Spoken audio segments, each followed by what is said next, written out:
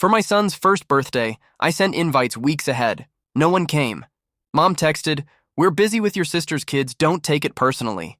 I took a picture of my boy blowing out his candle alone and posted, "Thank you to everyone who showed up." 2 hours later, Dad was banging on my door, furious. He hadn't yet seen the follow-up post. "Don't you dare make us the joke, John." The words hit like a slamming screen door. Reed's fist rattled the old hollow core door. The hallway smelled of cold air and stale coffee. Through the cracked glass I could see him, face red, veins mapping his temples, and behind him Emery's lips were thin and white with anger. A bowl on the porch shivered from the impact. My son's tiny cake sat on the coffee table inside, frosting smeared where he'd not yet blown the candle out. "You posted that?" Emery spat. Her voice had the brittle edge of someone who expects applause for cruelty. "You humiliated us." I didn't answer. The house hummed with the sound that comes when people wait for something to explode. A clock, a refrigerator compressor, distant tires on wet pavement. My thumb brushed the screen of my phone. The picture of my boy alone at the table glowed there. A single candle, a litter of chewed-up napkins, his cheeks flushed from sugar. 2 hours and the post had burned through our neighborhood like a cold snap. It wasn't flashy. It didn't call names. It simply read, "Thank you to everyone who showed up." The lie fit like a key in a lock. Reed's hand found the knob. He pushed. The house swung open and the air changed. Colder, thinner. "You think that's funny?" he asked, and his voice had that old, practiced weight, the one that used to settle arguments with a checkbook. "You think you can get sympathy on the internet and make us look bad?" "You left him alone," I said. The words were quiet, and they landed like stones. Emery inhaled sharply. The accusation was smaller than a grenade, but it did the same work. For a second, no one moved. Then Emery's face folded into something like triumph, and Reed laughed, a sound that meant the soft part of their conscience was gone. "You did this for attention," Emery said. "For drama. For pity." I let the silence grow, measured like a man who'd learned how to make his pauses count. And then, before Reed could flash another proprietorial smile, Emery jabbed a finger at me and said the thing that set the room on a new axis. "You never even paid your part of the hospital bill when your boy was born. You heard me. You never sent us a dime for that." She pointed as if the gesture could summon receipts. "You expect sympathy when you can't even pay your own debts?" The accusation bent something in the air. Nobody looked at the baby or at the cake anymore.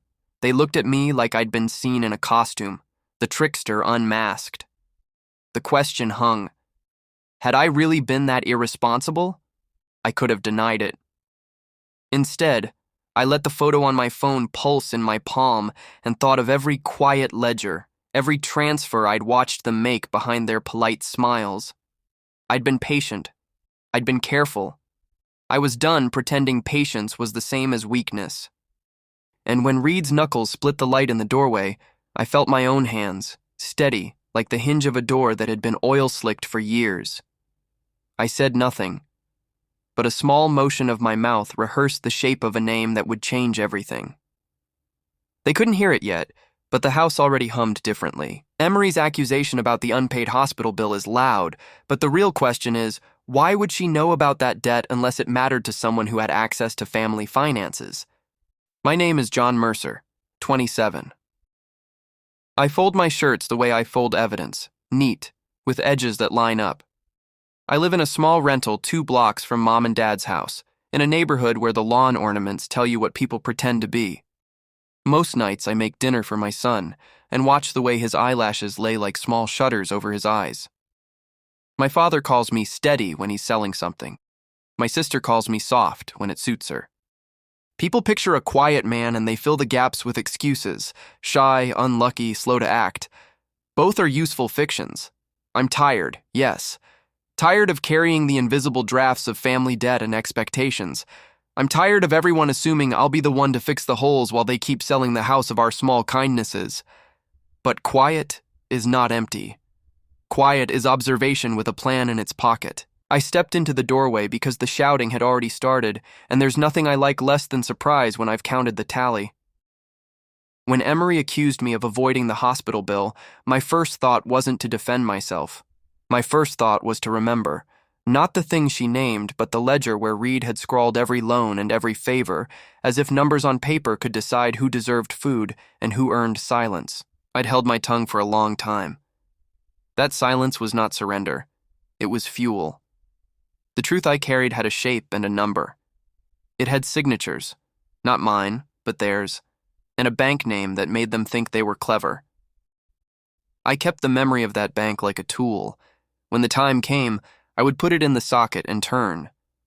Tonight would not be a shouting match that ended in the hallway and a slammed door.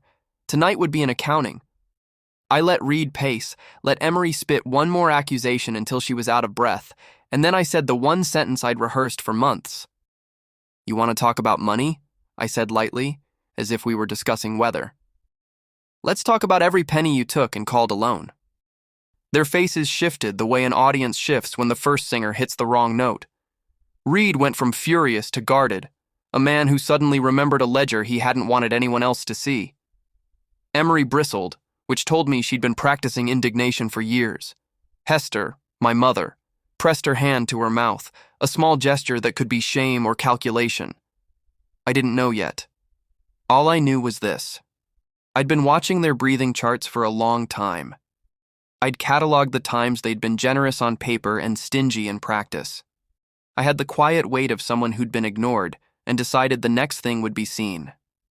John hints at having records of family transactions, not just talk, but ledgers and signatures. Who in the family is most threatened by that? Family members introduced, fast cuts. Reed Mercer, 56, small business owner with a laugh that hides impatience. He runs a plumbing supply out by the highway and owns the sort of charm that smells faintly of motor oil and cologne. He spends weekends managing the world like it's his shop floor. Every problem has a part that can be ordered. He has a habit of trimming his nails with a pocket knife, a nervous, tidy thing.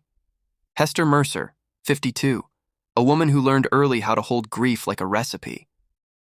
She sets the table perfectly, keeps scraps of the past in tins in the pantry, and cleans sorrow like it's a stain that can be scrubbed out.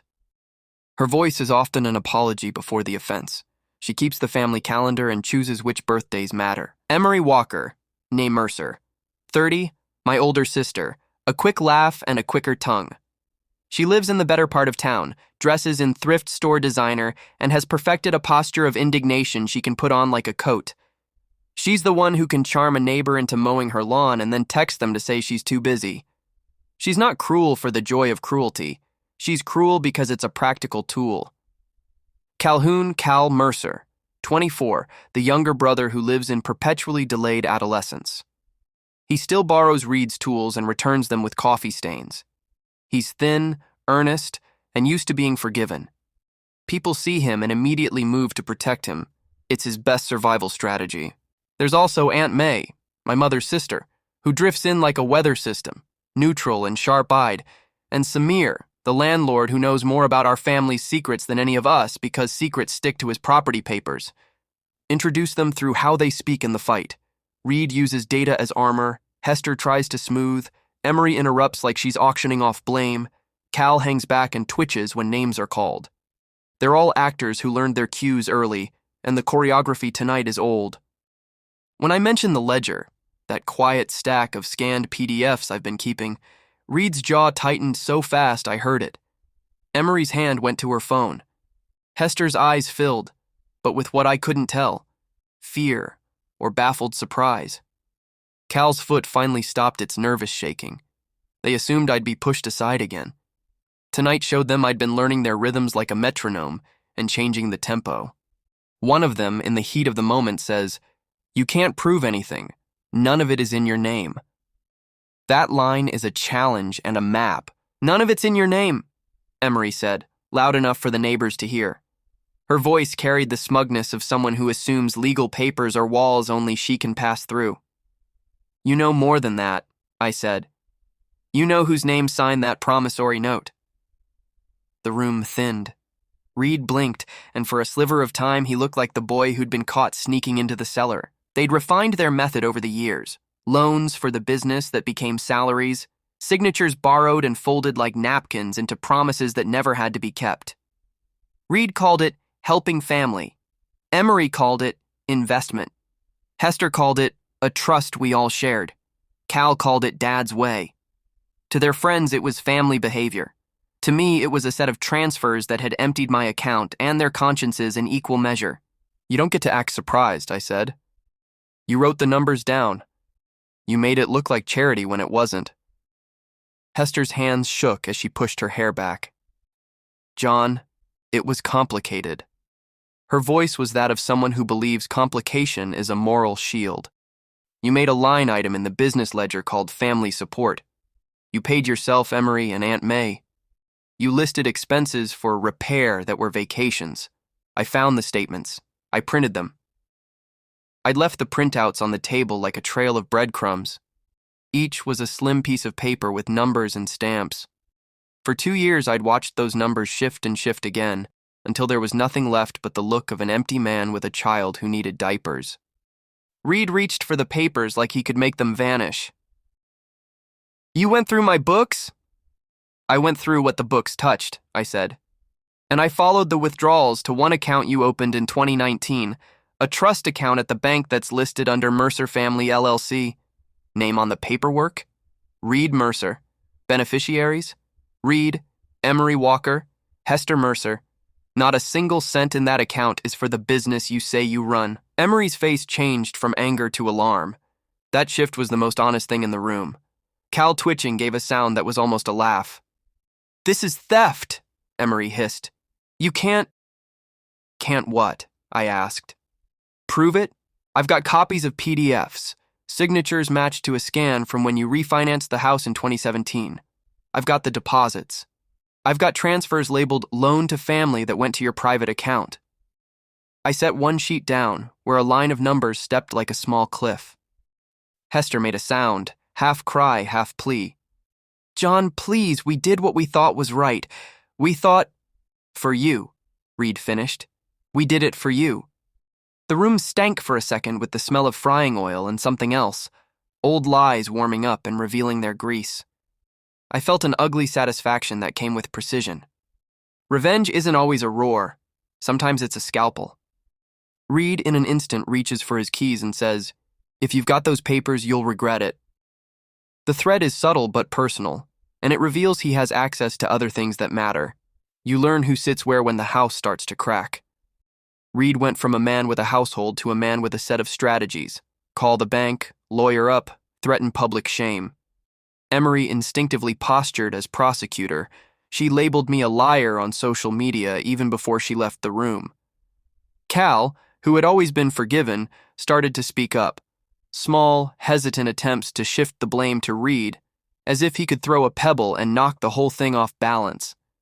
You don't get to be the victim now, Emery shouted into her phone, a live wire strung to an audience of friends who would retweet outrage before breakfast. He made a post to shame us. Hester moved to the kitchen and began clearing plates with a speed that looked like avoidance. She'd been the keeper of receipts, the one who knew what went in and out of the house. She had, of all of them, the best reason to know the truth, and the best reason to have covered for it. When she folded a napkin over a tax form, her hands told me something I couldn't have gleaned from banks. Guilt was hungry, and she'd fed it. I kept my voice low, a controlled instrument. I didn't want any of this, I told them. I told Reed I'd let things go if he paid back what he owes for the baby's medical bills. I asked to be made whole, and he nodded and made more entries instead. Reed's face hardened. He drew that old pulley of self-pity and said, We were protecting the family. You don't understand the liabilities.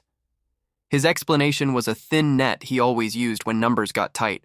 Worry about the business, worry about the mortgage, worry about public perception. Worrying meant you could take what you needed. Protecting the family meant deciding who would carry the damage. Cal finally spoke up, voice small and surprise-coated. Dad, there were nights Mom counted change out loud because she thought we wouldn't hear. His admission was like a dropped glass. The sound was clean and it broke something inside Reed. John, you're choosing a terrible time to do this, Emery said, because she believed timing could make moral wrongs tolerable. No, I said. I chose tonight because the truth about the trust account is final. The bank closed it last week and flagged transfers. They'll ask questions now. That's the difference between a whisper and a call. My calm was a new kind of violence to them. It made them flail. For all their bluster, they were the ones who'd always depended on inertia and my predictable silence. I'd been quiet enough to be trusted. Now I would turn their trust into proof. Cal, in a voice that trembles, admits he once saw a check Reed wrote to Emery and could read the memo. Vacation deposit. From business. That offhand memory becomes a potential smoking gun. I could smell the antiseptic now when I closed my eyes. A sharp, sterile memory that never left me. The night my son was born, the fluorescent lights in the hospital made everything look cheaper and truer. I remember the way the nurses' shoes squeaked and how my hands were too small for the tasks the room asked of them. I remember calling Reed and getting voicemail, then calling again and getting a message about busy days. Emery's reply was a schedule of "can't make it," and my mother's "so sorry" was more about timetables than tenderness. When the bill came 3 months later, it was a thick envelope with numbers like a different language. I called Reed and asked what he could do. He promised. Promises with Reed are a currency. They sound like a loan. They look like help.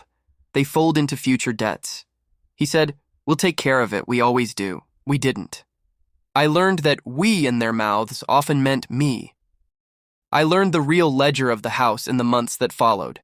I paid the pharmacy, I paid the pediatrician, I took 2 jobs so my son could have formula that tasted of nothing but the practicalness of survival. Meanwhile, Reed refinanced the house. Emery flew first class to a wedding in Miami. Hester started buying better toothpaste. That's where the wound opened. Not at the point of abandonment, but at the quiet calculus that turned my need into their advantage. My son needed me to be an adult, and my family needed me to keep pretending that their version of help was help at all. What I didn't realize then was how patient I'd become. Patient enough to keep every receipt, careful enough to scan statements, silent enough to learn their ways without being their pawn. That's what made the revenge possible, the memory of being small in the biggest room, and the decision that the times of being small were over. In the flashback, I walk the hospital corridor holding a small garment while the world pretends it hasn't shifted. I hear Reed's laughter in my head like someone else's radio. I promise myself I'll be different. The promise was private and it hardened into strategy. The flashback reveals John once found Reed's hidden envelope of house sale proceeds in the attic.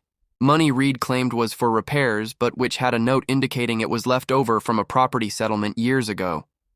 John kept the envelope. That memory is the private fuel of his plan. There are secrets that live in ledgers and secrets that live in bedrooms. The big one tonight unfolded because numbers led to a name, and a name led to a person who never expected to be named. When I slid a packet of photocopies across the kitchen table, Reed's mouth opened like an animal that smells the wrong scent. "Who gave you those?" he demanded, voice tight. "Samir," I said. "Your landlord. He kept copies of the mortgage adjustments. Remember that month in 2019 you said we could delay? Samir saved the paperwork and told me, curious-like, why Reed would call it a business expense when the payment went to a shell company in Florida." Emery started to laugh, that strained laugh she uses for effect, and then the sound died. "You got Samir involved?" she said. "You dragged strangers into this." "He's not a stranger," I said. "He's the man who saw you sign a power of attorney in a diner when you were drunk. He's the one who delivered the envelope you thought you'd buried." Silence stacked on silence. Hester's face bloodless, a napkin clutched in both hands. Reed's jaw worked. Cal flinched like he'd been struck. The twist I'd been steering toward was something they'd thought impossible. Proof that their loans were intentional extractions, and not the honorable sacrifices they'd told the world about. But the worst reveal was not only financial. When I put another sheet down, one that matched handwriting samples from an old notary, Hester gasped and covered her mouth. It was then I understood. The trust account had a beneficiary amendment dated the day I'd left the hospital with my son.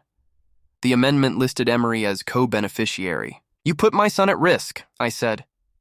The words were simple. They landed on the table and spread. The trust-like account, set up in Reed's name, had been quietly adjusted so that the money moved to Emery if anything happened to me. Emery, who'd never been a caregiver. Emery, who'd been at more brunches than baby checkups. The calculation was clinical. You did it in case something happened to you? Hester stammered. Reed's face went white. It was protection, he said.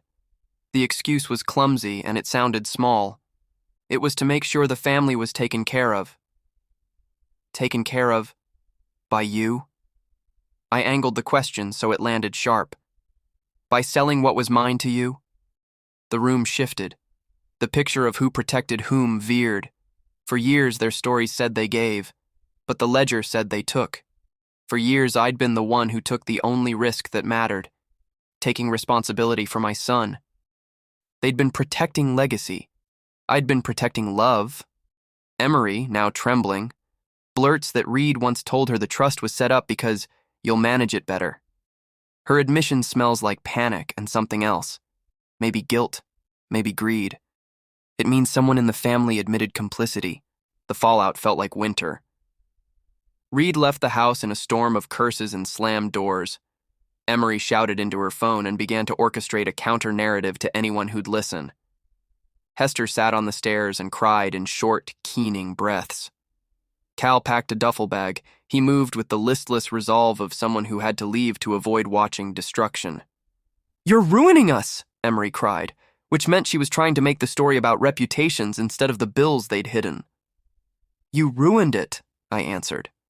"You all decided the family's well-being was a ledger line you could rewrite any time."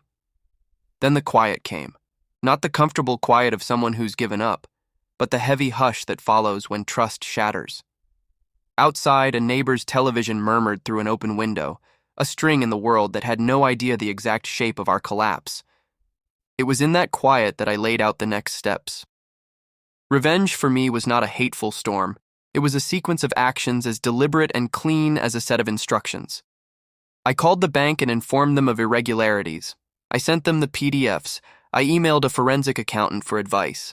I made petitions they would see on paper and on legal pads. I filed a complaint with the state's attorney about fiduciary misrepresentation. I didn't scream about it. I put it where it would be unavoidable.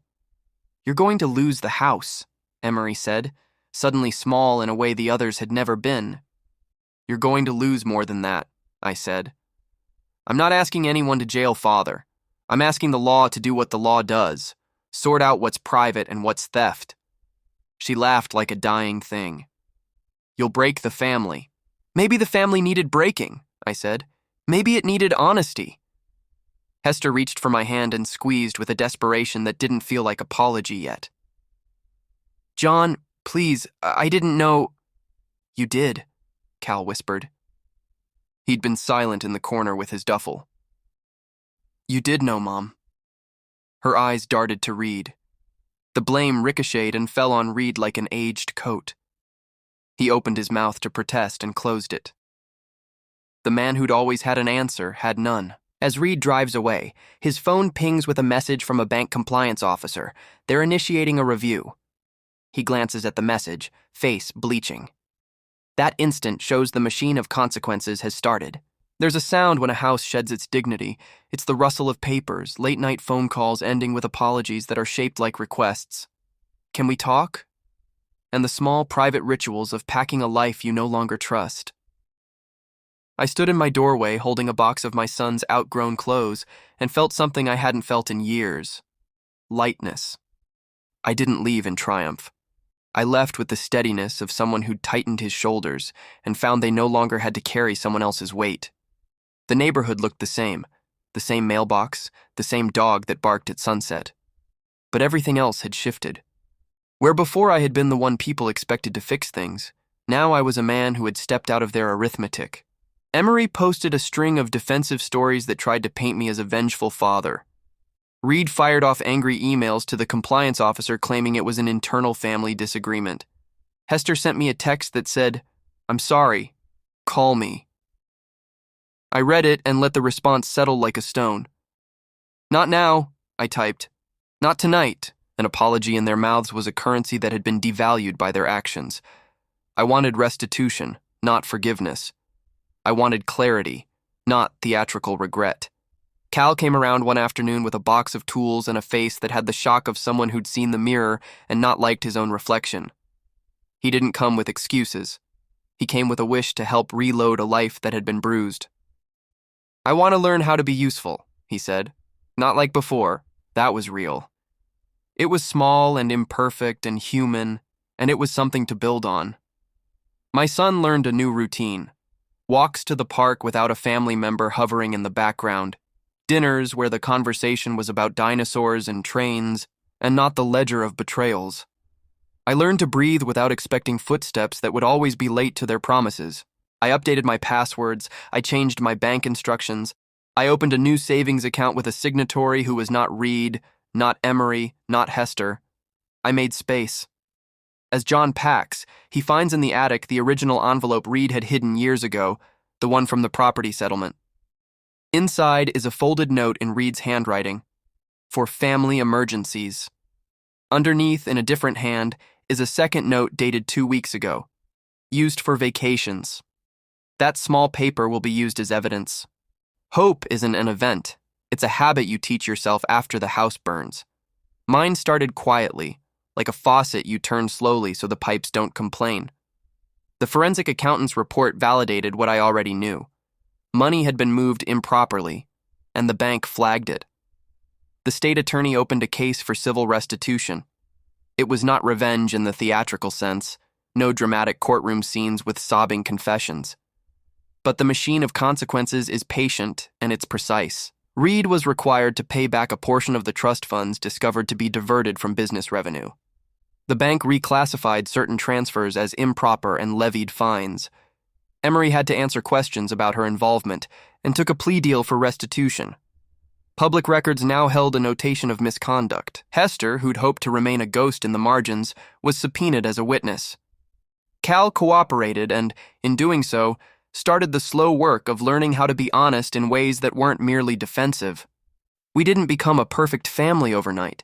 People kept their scars. Some grew new ones. Reed's business took a hit. Emery's social circle tightened like a noose. Hester's hands trembled less when she set the table. Cal began apprenticing at a mechanic shop and learned how to hold a wrench and not a grudge. For my son, the unhappiest witness to our fracture, life became quieter and safer. He learned to trust small rhythms again.